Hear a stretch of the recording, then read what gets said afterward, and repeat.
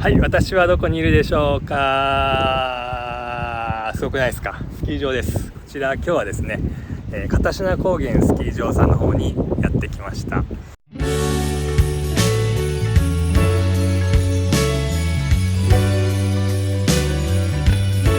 ぱりこのプロジェクトの特徴は本当に簡単に作ったってことですね。皆さんNFT あるのにものすごいお金かかるんじゃないかなとか、なんか開発しないといけないんじゃないかなとかあるんですけども、いやもう実は結構ブロックチェーンって世の中に広がってて簡単にできますと、 NFT ってこんなもんでいいんじゃないかなっていうのを世の中にお伝えしたかったっていうか、そんな形で協力させていただきました。で我々のもちろん QR1 で NFT の証明が簡単にできるということで、スタッフさんからするとユーザーがですね簡単にピッてやってもらえばおしまいですので、なんかアプリでめんどくさい確認をする必要もないですし、非常に便利なものかなと思いますので、ちょっと体験、群馬県なんで、首都圏の方に限られると思うんですけども、体験してみたいなっていう方はぜひ片品 NFT ですね、まだオープンシーで売ってると思いますので、ぜひお買い求めください。はい、こんにちは。今日は片品高原スキー場さんの澤社長に来ていただいてですね、いや気持ちいいですよここね。最高にありがとうございます。今日はいい天気に恵まれて、はい、焚き火をしてるんですけども、この焚き火ができる NFT をちょうど今日発売したっていうことで、おめでとうございます。いやありがとうございます。結構面白いなっていういろいろなコメントいただいてましてですね、 NFT ってやっぱりこういう権利となんですかね、合わせて使うとできることが多いっていうか、こういうことかみたいなことをご理解いただけるためのショーケースというかとして作って、なんかやっぱり結構いいんじゃないかなって熱いですね思いますということで、実はですね澤社長とは弊社我々ブロックチェーンロックは渋川の方にサテライトオフィスがあってですね、たまに週末とか家族でこちら来た時にです、去年ですかね、グリーンシーズン始めてマウンテンバイクを始められてですね、そこはたまたま初日だったんで、澤社長がなんかあれなんですね、今日社長が来るからみたいな話を社員の人がしてて、社長みたいなで、それであれはもしかして社長かなっていうご縁でちょっとこういったご用意いただいてですね、近所だっていうのもあっていらしていただいて、本当にいろいろとありがとうございます。もしよろしければちょっと今片品高原暑いですねなんで、取り組まれていることとか、スキー場はもちろんです、グリーンシーズンこんな感じで考えてますとか、そのあたりご説明いただければ。片品高原スキー場はですね、50年以上続く、古いスキー場なんですけれども、もちろんスキー事業はもちろんなんですが、やはりこの温暖化という問題がかなり直面してまして、冬以外のシーズンを山の魅力を使ってどうにかして集客を図れないかっていうのがここ10年ぐらいずっと考えていたことなんですね。そんな中で、こういってキャンプ場の施設を作ったりだとか、農園を運営したりだとか、あとは先ほどおっしゃられたマウンテンバイクの事業をしたり、あとはサウナなども。これサウナすごいですよね。これいいですよね。すごい気持ちいいっていうことそうですね。夏というかこのグリーンシーズンにぜひ利用してみたいと思いますので。で、そういって夏グリーンシーズンに向けていろんな取り組みをして、変な話生き残りをかけてじゃないですけども、そういった強い気持ちでやっていく中で、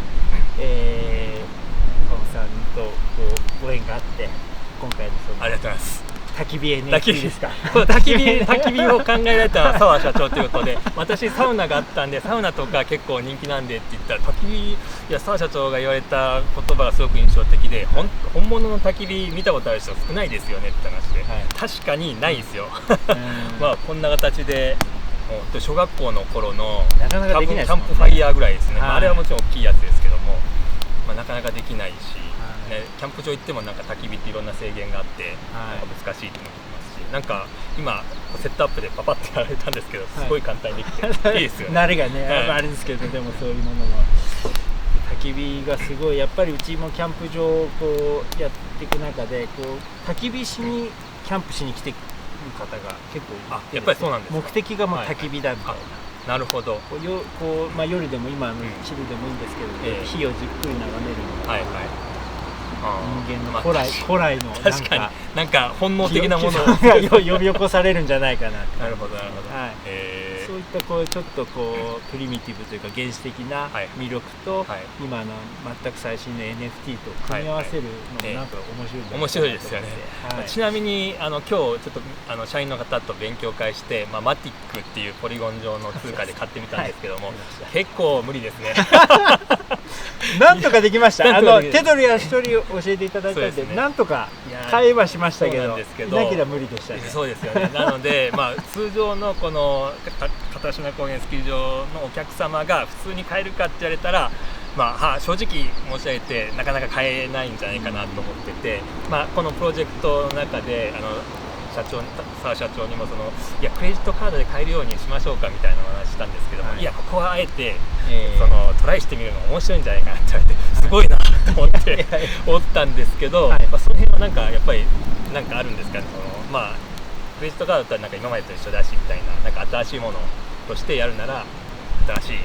取り組んでみようみたいな、なんかそんなことを感じたんですけども。そうですね、私自身まだ全部振りをつかめていないし、 NFT って何ぞやっていうのもまだまだ分かってないので、むしろそれを知るためにこのサービスを始めさせていただいたという、そういう感じなので、最初はもう妥協せずにまずはやってみるのが大事かなっていうふうには思ってます。でも本当に実際一回こうやって小野さんにマティックの買い方とか、メタマスクの導入の仕方とか、もろもろ教わって一回できたので、一回できたらそんな大した話じゃないんですよね。重要把握できるので、そういった方が今後むしろ増えていくでしょうし、今日ちょっと私も良かったなと思ったのが、もう我々も麻痺してるんで、なんかイーサーでポリゴンでなんとかで勝手に言ってるんですけども、そもそもその単語から始めて、実際にそれ買うまでやっぱり遠かって2時間近くかかったんじゃないですかね。1時間半ぐらいかかったんで、ちょっとその辺をこの業界にいるものとしては改善していく必要はあるのかなと思うんですけど、改善していけばこういったニーズも増えてくると思いますし、何らかのね活性剤みたいな感じで、今後展開できればというふうに思いますね。で今回たまたま焚き火なんですけども、今後いろいろな特典をご用意されるご予定ということで、例えばサウナとかね、もしかして将来使えるかもしれませんので、言うてもお金かかるもんですね。多分ですね、何らかのそのホルダーさんの特典の何かみたいな特別価格とかなるのかもしれないし、もしかして持ってたら1回だけ使えるかもしれないし、そんな自由な設定ができるのが NFT のいいことかなと思いますので、ちょっとアイデアはですね、今後は澤さんのところの社員の皆様にぜひ知恵を絞って考えていただいて、あそこ面白いことやってるよねみたいな感じで、進めていければ私も非常に嬉しいなと思いますので、なんか今のところ浮かんでるアイデアとかございますか？こういうの面白そうだな。そうですね、今日岡本さんに勉強会開かせていただいてやったんですけど、その中でNFT ホルダーが集うコミュニティですね、をなんか結構多用するのかなというか、活用してなんか関係者というかホルダーの方々が面白おかしくじゃないですけど、そういうところからなんか面白い特典とか魅力みたいなのが生まれてくるのかな。そうですね。よくやっぱりああいうコミュニティで自分はこういうものが欲しいとかなんか言われるホルダーさんもいらっしゃると思うんですけど、そういう人となんですかね、対等な立場でディスカッションしていけるのが NFT っていうかブロックチェーンのいいとこかなと思いますし、あとは持ってない人も入れるチャンネルですんで、そこでなんか面白そうなことやってるなと思ってホルダーになっていただくとかいう道もあると思いますし、当然今の片品高原の会員さん、通常の会員さんですね、そういう人にもどんどん入っていただいてね、もちろん今の会員でもいいんですけども NFT を持つとさらに面白そうだなみたいな愛着が湧くような形で進められると非常にいいなと思います。ということでちょっと今日は簡単なんですけども、焚き火の NFT 販売開始しましたということで、澤社長に来ていただきましたので、今後とも末永いお付き合いをさせていただければと思います。ありがとうございます。よろしくお願いいたします。ただいま。いや今日は忙しかったですね。ここどこか分かりますか？今日ちょっと天気悪いですね。赤城山見えるですね、木ボックス渋川ベースの、サテライトオフィスなんですけども、そこから最後収録して今日あったことをちょっと振り返ってるんですけども、今日プレセールを開始した片品 NFT のですね、社内片品高原スキー場様への社内の説明と、あとオペレーションの、確認とですね、そういったことで行ってきたんですけども、最後にですね NFT 特典第1号として焚き火をやらせていただいてですね、やっぱりいいですよね。今回は時間もなかったんでサウナ入れなかったんですけども、収録自体はサウナの前でして、サウナに入って水風呂入ってサウナに入ってで 2,3 回やって、で焚き火を見てるとこうなんかとろけてくるっておっしゃってましたけども、そんな形で、皆様も片品高原スキー場でですね、ぜひ焚き火を楽しんでいただければというふうに思います。非常に SNS の方でも盛り上げていただいてですね、なんていうんですかね、NFT ってこういうもんだよねとか、この NFT いいよねとか、やっぱりこういうもんでいいんじゃないみたいな、そういう声をたくさんいただいてちょっと嬉しかったんですよね。でそれなぜかっていうと、例えば我々、テクノロジーの会社ですんで、自分たちでやる場合は、エンジニア使って結構こう大層に作ってみたんですけども、やっぱりそれって普通の会社はできないですよね。でブロックチェーンのいいところって、もういろんな人がいろいろなユースケース作ってて、実はやろうと思えば皆さんでも簡単にできるっていうところはすごくいいところなんですよね。そういったところをちょっとお見せしたくて、なんか NFT ってこんな簡単にできるんだよとか、結局そのトークンとして表されているものに対する価値ですね、権利、これを考えればいいってことなんで、今回プレスリリースには世界初焚き火し放題って書かせていただいたんですけども、決して嘘ではないですよね。焚き火ができる NFT がなかったですから、そんな形でですね、皆さんちょっと知恵を絞って皆様のビジネスですごくいいことですよね。お客様に喜んでいただいていることを権利にして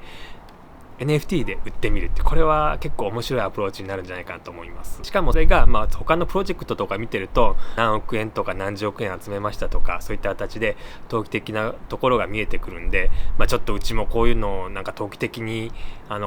捉えられるの嫌だなとか、あるいはお金儲けするにはどうしたらいいのかなとか、そういうふうにどうしても考えがちなんですけども、あくまでもブロックチェーンというのは、技術ですね。現在我々が住んでいる世界をより良くするための技術というふうに考えていただければですね、そんなに気負わずともあんな形でですね、ちょいと作ってさっと始めて、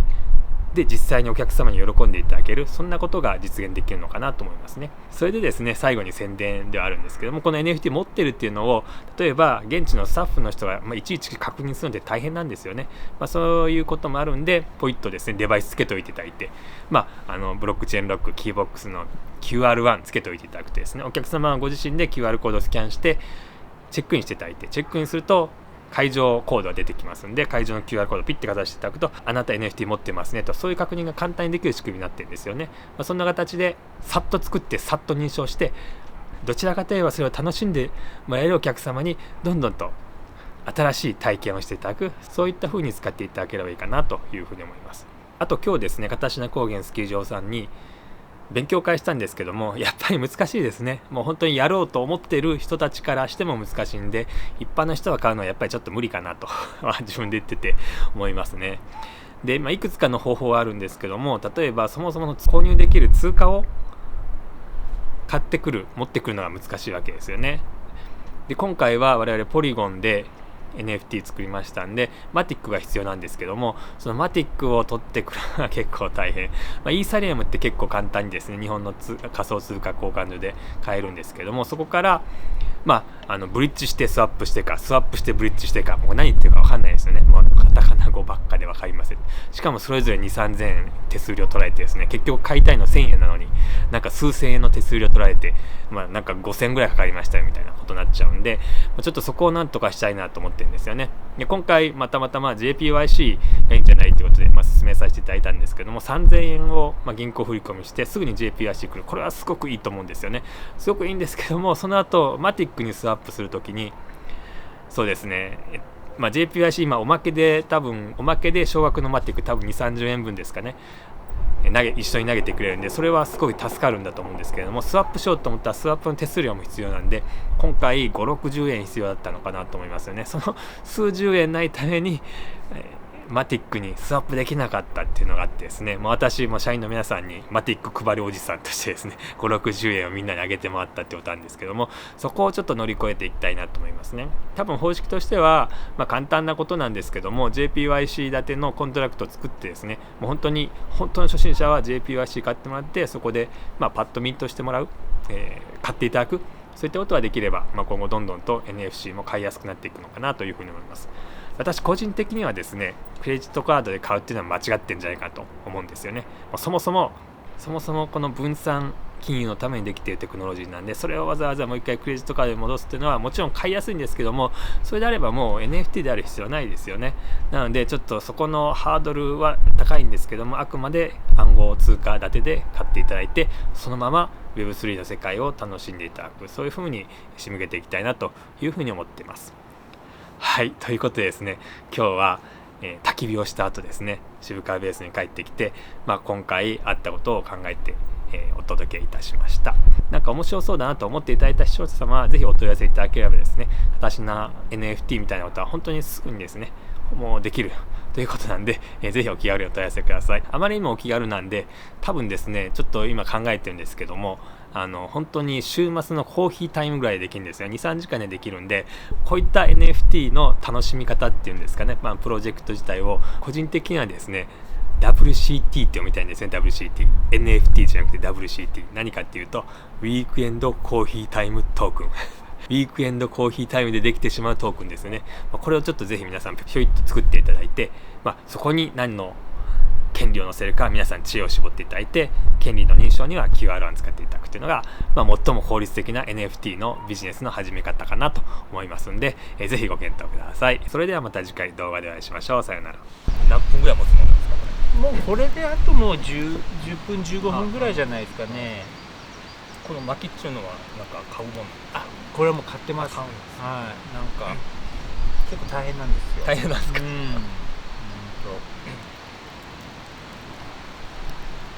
もこうサウナの後、こうちょっと整うじゃない。サウナやられます？サウナこういう立派なとか聞いたことないですけど、いわゆるその温泉施設のサウナは結構行きますね。で水風呂も入って、水も多少でここそうですね。じゃあそうするとこう3セットぐらいした後に、この火眺めると結構とろけるんです。とろけるんですか？脳が多分ね、そこまでやったことない。確かにちょっと調整してみたいな。あるんですよね。なんかスイッチが入るんですよ。ホモサピエンス的。なるほど。こういう状況。古代古の何かがスイッチが入るんです。スイッチが入るんですよね。はいはい。それがすごい心地よくて、なんでここにもいつでもできるように置いてある。もう何も考えない。仕事のことも何も考えない。岡本さんは考えちゃうかもしれないですね。僕はお酒飲みたいなぐらい思うかもしれないですけど、そうなんです。すごいいいですね。僕がここ来て11年目なんですよ。その前はもう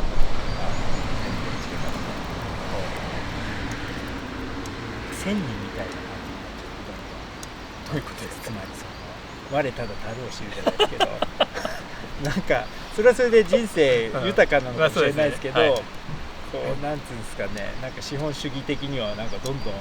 れを取るみたいな感じで、いやそんなこともないと思うんですけど、なるほど、でたまにこう友人とか、たまに僕もこう東京とか、定期的に行ったりして、今の自分の立ち位置を確認して、ちょっと1000人になりすぎてたらもうちょっと頑張んなきゃいけない。いやもう NFT ですから最先端かなりもうトップ3ぐらい走ってます今。そうですね。おかげで好奇心がある方なんで、それであれなんでしょうけど、そうでも例えば仕事ない時とか朝起きてこうやって鳥の声がないさえずりが聞こえるんですよ。コーヒー飲みながら幸せやな。いや幸せですよ。あの鳥は何なんだろうなとかいうのを何時間も思い馳せてる自分をちょっと危ないみたいな。みんなの憧れじゃないですか。でも東京に住む人の。いやそうなんですかね。そうね。毎日やってるともしかしてそういう境地になっちゃうのかもしれないですけどね。本当に私でも月に2回ぐらいしか来ないですけど、それでも滝山が見えるところなんですけど、それも朝のコーヒーが一番楽しい。夜のサウナ温泉と朝のコーヒー、これだけのために来てる。間違いない。いや本当そうなんです。あと面白いのは今こうジムに乗ってるじゃないですか。で全然車は道具だし全然いいんですけど、でもやっぱ東京に行くと、東京行って1日半ぐらい経つと、はい僕もいい車乗りたくなるんですよ。ああそういうのあるかもしれなですね。ないんかこう外車じゃないとアジテートされちゃうんですよ。外車じゃないと止めてて恥ずかしいみたいな。そうなんですよ。競争的価値観にこう揉まれるという、でまた戻ってくると全然それが嘘だったかのようになくなるんですよ。いやすごいわかりますね。私もやっぱり当時ね楽天に勤めた時とか、やっぱりまあ最初ペイペイから入って、まあそれなりに出世させていただいて、例えばこうリゾートとか行っても、まあ最初は本当に1万円とかですよ。それが2万の宿、3万の宿、10万の宿、20万ぐらいまで行って、これキリがないなと思って。このスパイラルキリがないぞ。これ俺こんなことしたかったんだっけみたいのもあって創業したってのもあるんですよね。ああ、そうですね。でそれに気づい、正直言うとそういうことにこう気づく人っていうか大体は気づくじゃないですか。気づくけどそのまま突き進む人と、ちょっとこう変えようっていう人がいますよ。変えられない人もいるじゃないですか。気づいてるのに。いやもうやっぱり東京で高級もらうと結構難しいですね。もうその決断するのが。そうですか。岡本さんのその同期とか周りもみたいな。何みたいな。いやここにこのままいた方がどう考えてもいいでしょうみたいな話ですよね。そんな冒険しなくてもみたいなことは結構言われました。でもやっぱりなんか違うなと思って、そんなことやるために生まれてきたのかなみたいなのがあって、本当に好きなことやって、まあなんかたまたま気が合う方と出会って、そういう人になんか支えられて来たみたいな感じですね。NFT とかそのブロックチェーンってもともとずっとそうですね。もう会社の名前がブロックチェーンロックなんです。まあ結局今焚き火の権利ですけど、宿の権利も全部このトークン的な権利の代表みたいな形になると思うんですよ。それが安全にやり取りできると、もっと面白いっていうか、今例えば今日実験で、社員の皆様が買ったマティックは澤さんとか全部すぐに飛んでいったと思うんですけど、この宿版ですよね。なんか買ったら鍵が飛んできてオーナーさんにすぐにお金がつくみたいな。なんか今だと月に1回なんかクレジットカード会社から入金するじゃないですか。まあ別にそれでいいんですけど、でもなんかこのチャリンチャリン感がそこのいわゆる利権の人たちです。もちろん便利なサービスなんですけども、そこをこう飛ばして直接やっていくっていうのがまあいい世界かなっていうのが非常にあって、まあそのやっぱりこうチャリンと入ってきたのがやっぱ面白いと僕は思うんですよね。すごい面白い。すごい面白いです。鍵払ったらチャリンと入ってきて、自分は使えてオーナーさんはチャリン。なんならこの家賃も1秒ごとに入ってきた方が面白いかなっていうメーターが増えてるみたいな、そういう世界が面白いかなって思ってる、まあ変態ですね。で今その宿とかその住居とかも鍵を開けて中に入った時間を秒ごとに割って秒割りみたいな、それで送金ぴょんぴょんすればまあ理想的にはそこですけど、とはいえやっぱりブロックチェーンで先ほどね送金するお金かかるんで、ある程度まとまった形になると思うんですけども、瞬間にこうパッてこう契約上の取り分が分かれるっていうのはやっぱりかっこいいし、分かりやすいですよね。主体性も出ますよね。かましてないみたいな。なんか自分でやったことがダイレクトにこう報酬価値として現れる、気持ちよさありますよね。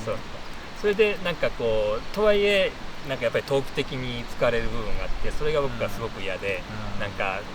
くなんか岡本さんが怪しいトークを売り出したそうですねとか言われて僕に売りつけないですよねみたいなこと言われてショック受けたことあるんですけどいや売りつけないよみたいな、いやなんかやっぱりそういう世界と分けて現実の世界できちんとで、今回のなんかプロジェクトもなんかいろいろご評価いただいてるみたいなんですけども、やっぱ NFT ってこういうもんだよねみたいな意見がやっぱり多くて、すごい嬉しいですね。なんかこんな感じで簡単にみんなできるみたいな。この前地元の縄文新聞の記者さんがご取材しに来ていただいて、その時にやはり最初の印象は、NFT とその仮想通貨ですか、ビットコイン、イーサリアムとかなんとなく大体一緒、まずそこでごっちゃになってるのと、なのでその NFT のまた投機的な非常にリスキーな送り人の時のイメージがすごい染みついちゃってるんで、ちょっと最初うさんくさい感じでこう印象持たれてたんですね、話してるんです。さあ社長大丈夫ですかみたいな、そこまでは言われないですけどさすがにでも新しい技術になるから、今後絶対大事なんだってももちろん把握はしてるんですけど、投機的なイメージがすごいはい勝ってたので、はいだったんですけど、なんかそうやって話していくうちになんかこうその NFT 投機的なあれもなんか目立ちますけど、僕的にはその機能性っつうんですか、その大体できないもので、それがスマホに入って、それをすぐ証明することができて、それによっていろんなことができますよねって、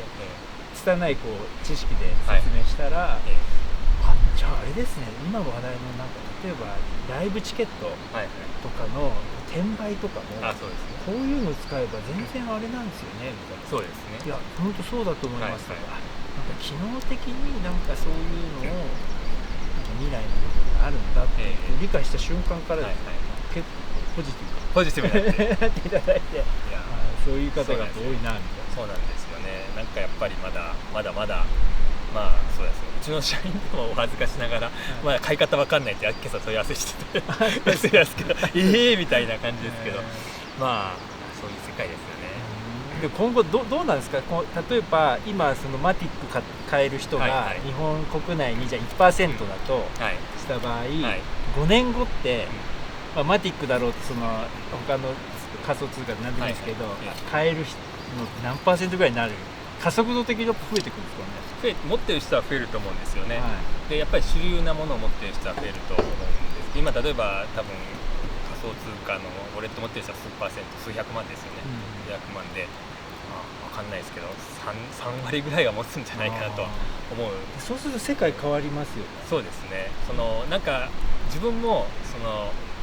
例えば全資産を暗号資産に預けようとは思わないですよ。ただ不動産もあって株もあって、投資信託もあって、その中の2、3割ぐらい持っててもいいかなと実際思うんですよね。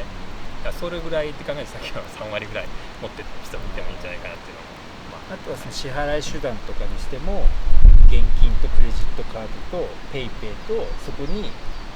そうですマティックとか送れるじゃないですか。送れますね。なんか割り勘できなくて、じゃあちょっと今ペイペイとかでじゃあ送るよっていうのと同じように、じゃあ 0.5 マティックを送っとくねみたいな。そうなんですよ。それ簡単にできるし、今回たまたま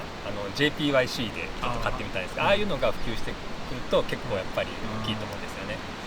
言っても日本円の価値で表されてましたけども、完全にブロックチェーンの技術なんで、あと交換するのが簡単じゃないですか。いや簡単でした。そうなんですよ。簡単だったんで、なんでこの NFT も今回本当にお得な価格で販売されたんですけども、将来なんかすごい高値が初回の NFT でもしついたとしたら、それを例えば海外から1ビットコインで買うとかね、そんなのも簡単にできるかもしれない。そういうこと言うから目的ってそうなんじゃないですか。確かにそうです。そういう夢もありますよね。でもね。そうなんですよ。簡単に資産が一転できるんですね。すごいですよ。そうなんですよね。昨日もラジオの収録、しょうもないラジオもやってるんですけど、妄想 Web3 って言ってる。それもご自身でやられてるんですか。そうですね。パーソナリティの方と一緒に、ただこんな形でダメっていうだけであるんですけども、それですごいアイドルのあれと偶像崇拝と一緒だよねみたいな、そのジャニーズがなんかこう CD いっぱい売るとか、持ってたら握手ができるとか、アイドルと一緒だよねって考え出すと、実は交通が投機的なんじゃなくて、実はそういうビジネスそのものがもしかしてこう煽ってファンを煽ってかわすみたいなのはもう本当一緒なんじゃないかっていうのはあって、そういうのだったら距離を置きたいよねみたいな話をしたんですけど、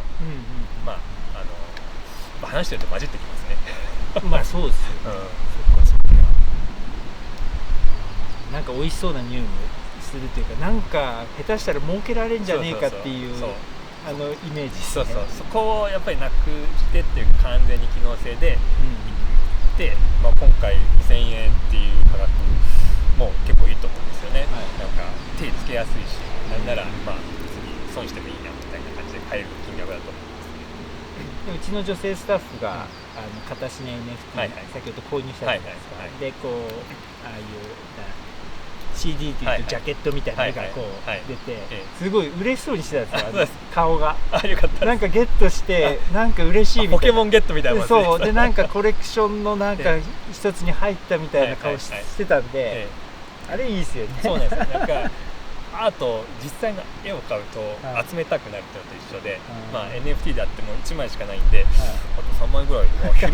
昼も朝も欲しいなみたいな。例えば自分のこう絵柄、今回ご存知かわかんないですけど、見られてる方はいろんな絵の組み合わせなんですよね。そうするとこういろんな絵で、まあ、トランプみたいになんかここのシリーズだけ揃えようかなみたいなあっても面白いかもしれないですよね。イラストすごい可愛いんですけど、あれは岡野さんのお知り合いかなんですか？そうですね、うちのデザイナーというかうちのサイトとかデザインしてる、まあ、結構信頼してる方なんですけど、こういう形でっていうなんかね、そのデザインってやっぱり合わないっていうか、自分のイメージを日本語で伝えてイメージにしてくれるっていうのがすごく大事で、世界観を分かってくれる人なんですよね。いやすごい可愛いしいいですね。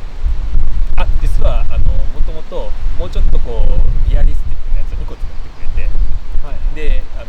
まあ、社員とか家族とか含めてどっちがいいって言ったらみんな今のやつがいいって言って、そうなんですね。自分はリアリスティック版の方がいいかなと思ったんですけどやっぱりこれダメだなと思って自分で決めたいから、女性とか子供がいいっていうやつの方が可愛いし、まあ結構良かったかなと思いますね。そうなんですね。そういう経緯があって。本当私だけでしたもんね。リアリスティック版がいいって言ったんです。そうなんです。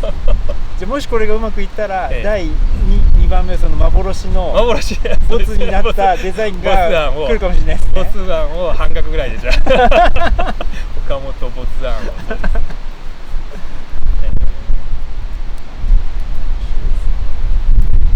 んかそのも遊びですよね。なんか本当に単純に好きなことやってるだけなんですよ私。結構面白いです。社員の方ってどうなんですか？東京の人とか先ほどね。うちとそうですね。群馬県片品村出身が2割ぐらいですか。その他全部県外。県外ね。はい。やっぱりみんな爽やかでいい人、いい笑顔をされてますよね皆さんね。そうですかね。結構30代がボリュームゾーンですか。はい。やっぱりなんか東京であんな笑顔見ないじゃないですか。なんかみんな機嫌悪そうに満員電車ってこうなんかひつつき合いながらすげえ嫌なんですけど僕もずっと東京で、学校はね渋谷だったんですよ。そうなんですか。はい。なので、こうちっちゃい小1から満員電車行ってで、ここに今園があって夏休みとかここに行って、確かにこう満員電車子供の中でずっとこう大人の顔色がちょっとこうカラフルじゃなくてちょっとこうっていうのすごいありました。まあ都会楽しいですけど。そうなんですよね。なんか2拠点がいいかなと。いやだから2拠点大正解じゃないですか今のところ。そうですよね。ちょっとショールーム作っちゃったんで、五反田なんですけど、まあショールームある方が営業楽じゃないですか。来ていただける。そうすると結構東京にいないといけない日が週の3日もあって全然来れないっていう思ったよりはありますけど、だから本当は全部オンラインだともうどこに住んでてもいいんですけど、現物はうちの場合ロッカーとか大物があって本当にこれぐらいのロッカーとかになっちゃうんで、なかなかね、そういうのは物理的なものあると本当にソフトだけで生きていくっていうソフトウェアだけでかなり自由だと思うんですけど、そうするとあまたの企業と一緒になっちゃうのでデバイスやってって結構面白いし。そうですよね。競争率高そうですもんね、ソフトウェアだけだったら。例えば今日やっていただいた NFT チェックするの別にスマホのアプリでできるんですよ。できるんですけど、それをじゃあスタッフの人に覚えてもらってスタッフの人のスマホを出してピッとかめんどくさいじゃないですか。ピッてあるだけでいいと思いますし、なんかそういうところが面白いかなって思います。あと男の子なんでなんかインターネット系で動くってなんかワクワクする。いや本当おっしゃる。僕も今ねそれ言おうと思って、P で緑色のランプが光るのと同時にカチッって音がするだけでなんかワクワクしますね。その後その東京のショールームのやつは自分で LED つけて本当に真緑に光らせるって小さいじゃないですか。だからもっと分かりやすく車の伝送用の LED つけてなるほどね。すみません、これは鍵じゃないです、これは自分の遊びですみたいな感じで置いてあるんですけど、そういうのも楽しいです。本当に楽しいですうまくいくと本当に、すごいですね。あれが鍵なんでだってすごい安定してなきゃいけない。結やっぱりこうなんかあると怒られるんで、まあ、はいそれはもうだいぶ鍛えられましたね。あ、そうなんです鍛えられてもやっぱり物っていうかはいなんで 100% じゃないんで、まあだからその時のオペレーションを、まあ考えておいてくださいっていうふうには私からは、まあ、例えば開かなくても物理鍵で開けられるためのボックスも一緒にご購入いただくとかですね、まあ、そういう形じゃないとそれを言われてももうどうしようもないんですよ、まあ、ちょっとここだけはお願いしてる。これみんな鍵屋さん一緒だと思うんですけどまあ壊れないのが一番です。電気錠がやっぱり安定している、可動部品が少ないんですよ。やっぱりそのいわゆるスマートロックってモーターで回してるんで、モーターでそのうち焼き増えちゃって、そうですよね。で、まあトラディショナルとかレガシーな電気錠、まあ、安定してるのかなと。オフィスとかでカードでピッてやったらガチャンって開くやつある、回るはずに開くやつあるじゃないですか。磁石っぽく、磁石でもないですけど、あれがやっぱり壊れない。あ、そうなんですね。まあオフィスなんでバンバン開くじゃないですか。それで別に壊れてってあんまり見たことないです、オフィスで。でそれ専用のスマートロックそれが今日お持ちした黒いカチッてやつの後ろは電気錠用なんです。そうなんですか。はいはい。もちろんがまで自動ドアにもつながるし、便利で。そうですね。普通の鍵に取り付けこういう動きがこれがそのうち壊れるんですよね。じゃあ今度ちょっとね、ここサウナ第1号ですけど、本当にスマートサウナです。スマートサウナいいですね。NFT ホルまずこうピッてやったら、もう電飾がブワーみたいな。そうですね。おしゃれな感じで、チャンチャランチャランってちょっとなって、おおみたいなね。もうって言って、そうですね。自動でこうまず水風呂の水が流れ出して、めっちゃいいですね。はい。なんかそういうなんか面白いのが、まだ土地はいっぱいある。土地はいっぱい。羨ましいですね。なんていう気分なのがあったんですよ。そうですか。僕の考えたと最悪のケースは5年で冬の収益がゼロになる、利益がゼロになる。トントンになっちゃう。トントンになっちゃう。でもトントンでもお客さんが今12、13万人延べですけどいらっしゃって、まあ10万人弱でも来てくれればそこに対して告知できたりとか、まあそれでもやろうかなと思ってるんですけど、少なくとも収益ゼロになるので、グリーンシーズン黒字化しない限り。長いですね。そうですね。スキーってあっという間に終わりますね。私も今年3回来させていただいたんですけど、全然行けなかったですね。いやもう雪ないみたいな気づけばね。本当そうね。今まではもう4月の終わりまで雪は全然残ってるんですよ。そうなんですね。で、まあでもお客さんもあれだから雪残ってるけどやめるっていうのがほんの7、8年前までの当たり前で、今はもう3月の後半で全くなくなっちゃうっていうか、もう滑れない。変化は境目から結構温暖化ですか？温暖化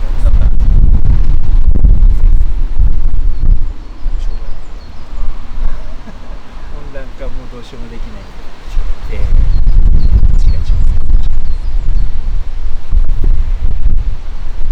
いや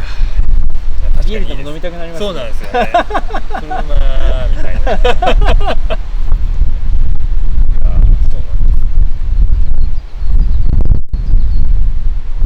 バーがあるんですか？スコッチバーは夏は、先ほどのアクティビティセンターの前にカウンター作って、でポップアップ式にやってるんです。ポップアップでやってるんですか？ちょっとバーテンダーで来ていいですか？好きですか？僕昔バーやってたんですよ。本物ですから。そうですか？もうでもだから25年、もうそれ以上前なんで25年とかなんで忘れてますけど、昔は本当にシェイカー振っててマティーニ作ってドライでとかやってもドライじゃない、確か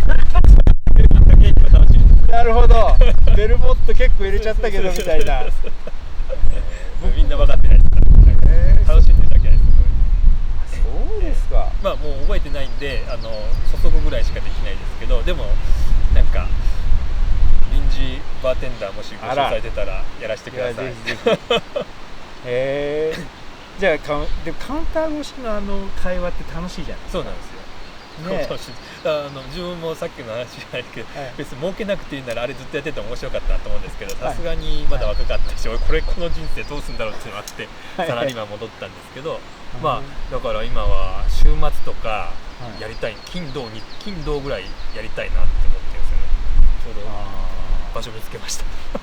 いやでも渋釜のええところで、どうですか、やられて面白いかもしれないですね。でも今車も止められない、車来れないのか、そもそも駐車場もないし結構難しいんで、そういうボロ屋なんで、結構改装したら結構面白いかもしれないです。確かにね。それってこうじゃあ学生生活が終わって、はいはい、そうなんですよ。一回住友電機工業って会社に勤めたんですけど、面白くなくて、こんな性格なんで、もうあれですよ、本当にお客さん一つしかないですよ。本田技研工業しかない、電線売ってたんですけど、岡本お前とか言って生意気だな、もう来んなとか言って本田から来んなって言われて、そこしか行くとこないんですいませんまた来ましたって3年間やって、それが嫌になって辞めましたね。でそれでショットバーやって結局なんかこう今も一緒ですけど、こう自分で1杯1000円って作ってる方が経済活動してる感じで、大企業の歯車でやったんですけど、面白かったですけど、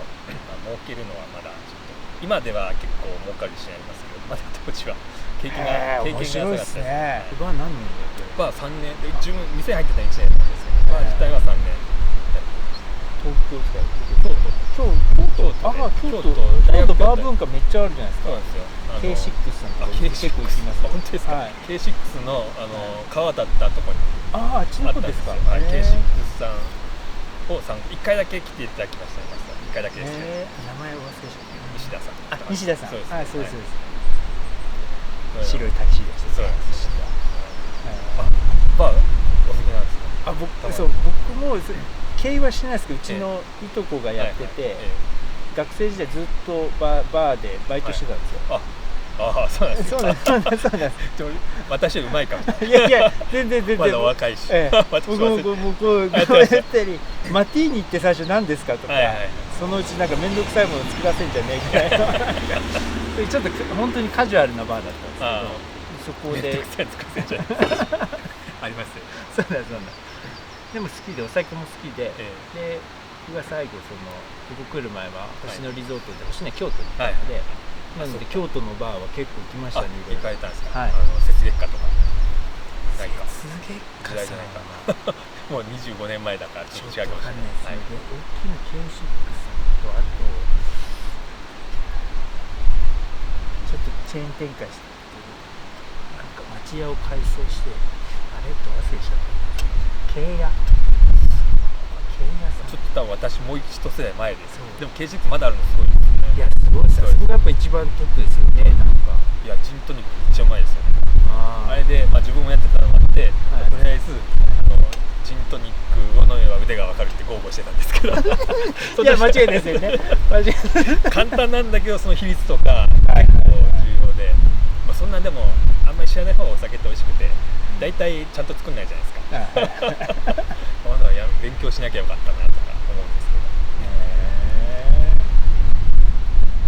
けど、楽しみです。スコッチバー。スコッチバーもでも結構夏忙しい時にで、土曜限定でやってるんですけど、もう結構僕も疲れちゃってやめたいなと思うんですけど、お客さんとかが結構楽しみに来てくれるので、じゃあちょっと臨時澤さんの代わりにはなんないですけどなんか NFT やって変なやつ社長いるよみたいな感じで、いやぜひ、いや普通にだから飲みにまず来ているじゃないですか。カウンターでもなんか店員なんだかお客さんだかよく分かんないような人いるじゃないですかそれになっていただければ。ありがとうございます。面白いっすね。いや面白いですね。なんかいいですね、こういう会話できる。ありがとうございます。燃え尽きてちょうどいい感じ。そうですね。はい、ありがとうございます。夜やるともっと綺麗なんでしょうね。いや綺麗ですね。暖かさも。このホルダーの方もこれごと借りるんです。これどういう？ここまでこれずっと置きっぱにしてるんですよ。なのでサイトの場合はNFT の方はアクティビティセンターに行っていただいて QR コードかざすと焚き火セットっていうのを用意してあるので、台みたいなのがあります。そうですね、はい焚き火台とか、はいあとは着火剤とか、はいはい全部あるやつをお渡しして、なるほど。それでどっか、そうですねこのエリアとかあるんですよ。そうですね、はいはいそこに行ってやっていただく。いやいいですね。はい